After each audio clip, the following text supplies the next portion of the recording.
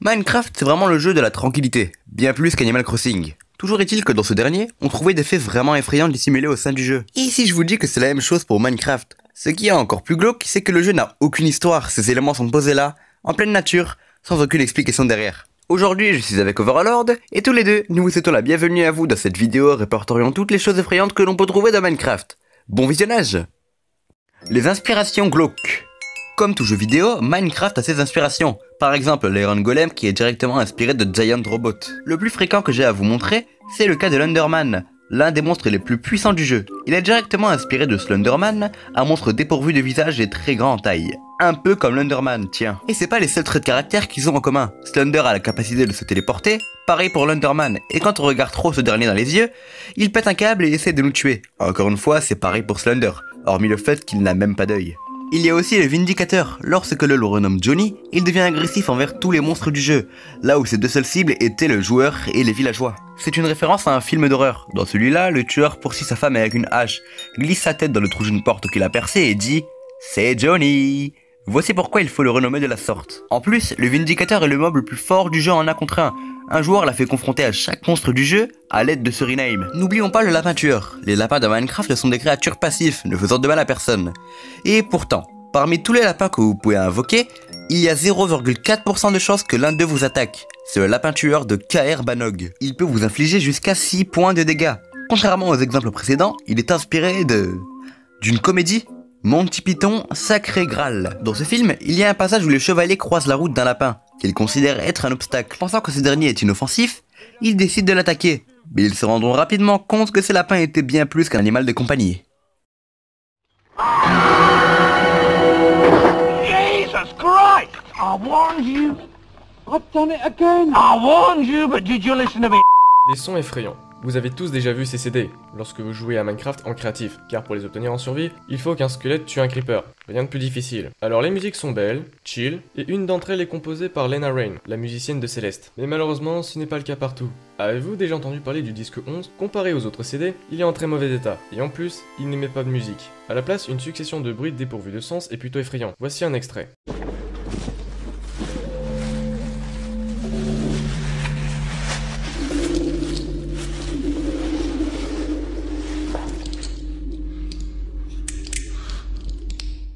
Effrayant, hein? Certains joueurs se sont même amusés à créer une animation sur la partition. Le pire dans l'histoire, c'est quand on passe ce CD au spectrogramme. On peut y voir une tête et les écritures 12-418. Le 12 est l'hexadécimal de la lettre C, et C418 est le compositeur principal de Minecraft. Pour la tête, certaines personnes pensent à Herobrine, l'une des légendes urbaines les plus célèbres du jeu vidéo. C'est pareil pour le disque numéro 13, un autre ramassis de bruit sans queue ni tête.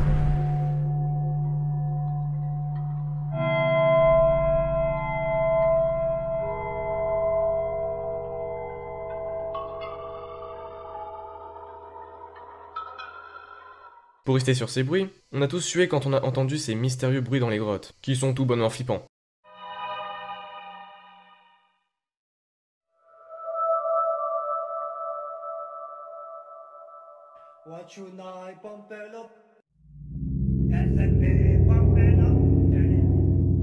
Sérieusement, c'est à croire qu'il y a un lien entre toutes ces conneries. Et pourtant, on vous redirige vers la vidéo de Taverne à Tatane qui a pris 15 bonnes minutes pour vous expliquer ça. Mais en gros, si on superpose le disque 11 et le disque 13 en ayant accéléré la vitesse du dernier, ça donne quelque chose d'ultra cohérent. Le 11 représente le personnage dans l'action, qui semble prendre la fuite, et le 13 représente le lieu de l'action, à savoir une grotte. Ça rajoute une couche de cohérence si vous y rajoutez les bruits de grotte sur la partition. Tout est dans la vidéo en description. De mon côté, j'ai établi une théorie. Il n'y a pas de disque 12 dans le jeu. Mais genre, aucune trace. Ni dans le jeu, ni dans ses fichiers. La combinaison du disque 11 et du disque 13 serait en fait le disque numéro 12.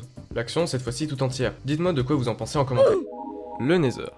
Le Nether est une dimension parallèle au monde de Minecraft. Là où dans la nature, la vie est calme et facile, elle est particulièrement dangereuse dans le Nether. Pour vous la faire courte, le Nether est rempli de flammes, de lave et surtout de monstres tous plus dangereux les uns que les autres. Ouais bon là, ce sera pas dans la vidéo, mais je suis pas trop d'accord avec ça. Selon moi, cette dimension est censée représenter l'enfer. Des flammes partout, des monstres, ça se tient. Ce qui vient renforcer la théorie, c'est les ghasts. Pour vous dire, avant d'écrire cette vidéo, je cherchais pourquoi les ghasts étaient si tristes et je crois que j'ai trouvé ma réponse. Le mot ghast ressemble à une lettre près au mot ghost, fantôme en anglais. Et le mot fantôme est un dérivé du mot âme. Pour en revenir au fait, je pense que les ghasts sont des fantômes qui se sont retrouvés en enfer. Tristes de devoir errer dedans pour l'éternité, ils passent leur temps à pleurer et à attaquer toutes les personnes qu'ils croisent. Le fait qu'il y ait un enfer impliquerait aussi la présence d'un paradis, non? Vous pensez certainement à l'Inde, un paradis rempli d'aliens avec en prime Skyrim un dragon prêt à vous fusiller? Non, le paradis n'est autre que l'Overworld, en gros le monde dans lequel vous apparaissez. Vous pouvez faire tout ce qu'il vous chante, voire même mourir, mais vous réapparaîtrez infiniment. Le paradis peut être aussi le mode créatif, tout est à votre disposition, vous pouvez bâtir, détruire, tout ça à votre guise.